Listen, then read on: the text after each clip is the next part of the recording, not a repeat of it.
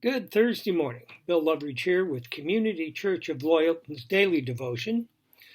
Today's devotion, for me, is kind of a special one because it's by Janet Holm McHenry, a dear old friend and former neighbor of ours before we do down here, a wonderful teacher and an accomplished author.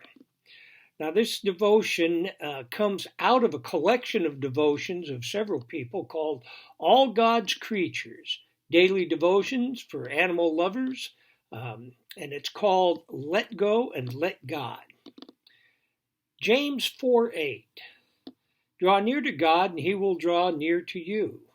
Cleanse your hands, you sinners, and purify your hearts, you double-minded. My friend Suzanne took her two 8-month-old lab puppies to a nearby middle school soccer field one afternoon so they could get some good exercise. The two 50-pounders were roughhousing as usual when suddenly Otis got his bottom teeth stuck in Maggie's collar, which began to choke her. Alone with no one else in sight, Suzanne did her best to push the two strong dark brown puppies together to ease the tension so Otis could get his teeth loose. But her attempts probably confused them. Her efforts to push them together must have seemed contradictory. They were trying to get separated apart and away from each other.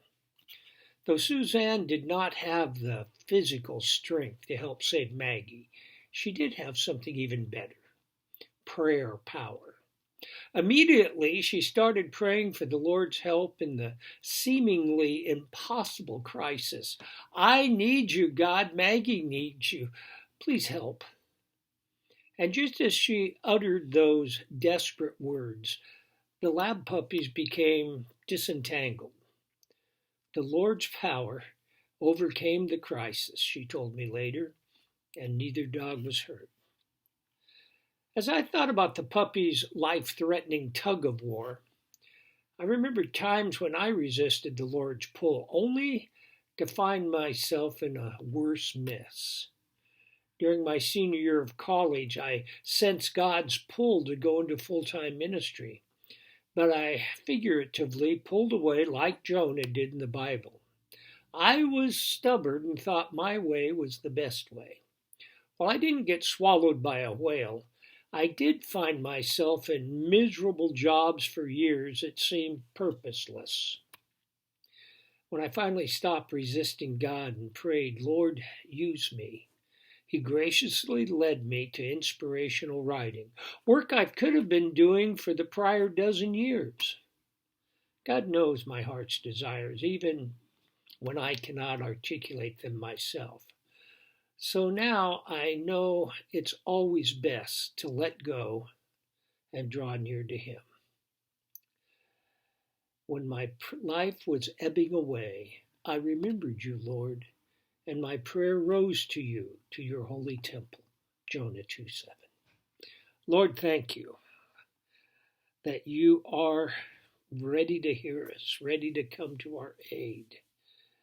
Father, I pray that as we come to you, that you would mend our will to yours, that we would pray in your will.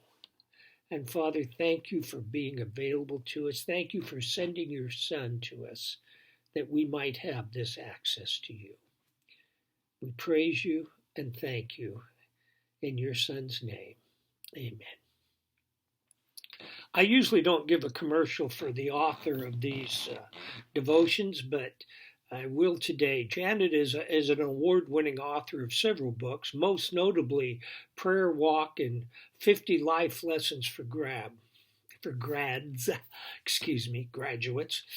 Her latest book, Praying Personalities, will be out a little later this month and is available from Amazon. And her website is janetmchenry.com. Take a look. You'll be blessed. Have a grand day. I will be back tomorrow with another devotion. Be blessed.